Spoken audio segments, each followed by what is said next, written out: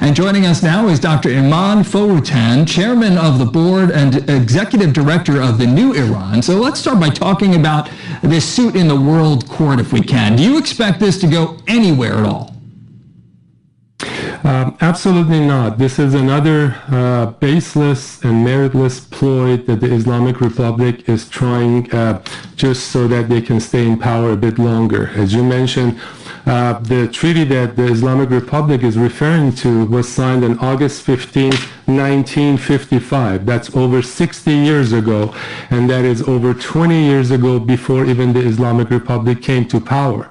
Now, shortly after the Islamic Republic came to power, if you recall, they took American hostages and held them in captivity over 400 days. Then the Islamic Republic attacked the covert towers in Lebanon, killing over 200 U.S. soldiers. And then Islamic Republic's IEDs have maimed and killed a large number of U.S. soldiers in Iraq. So absolutely this is baseless. That was a friendship treaty that was signed over 60 years ago between two countries that were friendly. Now you've got a country, the Islamic Republic, which is the #1 country in the world supporting terrorism, and using the funds that they've had over the last few years, even after the JCPOA, the nuclear deal was signed. They use those funds for terrorism.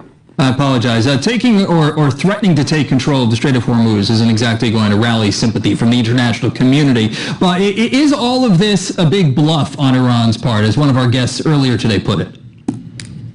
It absolutely is. This is not the first time that the Islamic Republic has made this bluff about the Strait of Hormuz. The first time they did that was during the Iran-Iraq war. And at that time, your audience may recall that the U.S. Navy, the same way that they will do it now, they actually opened the corridor throughout the Strait of Hormuz, making sure that all the shipping lanes were open.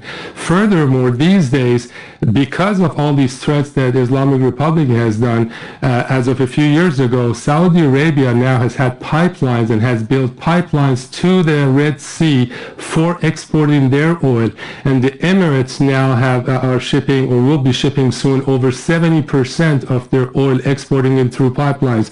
So the Strait of Hormuz is really mainly for the need of Islamic Republic.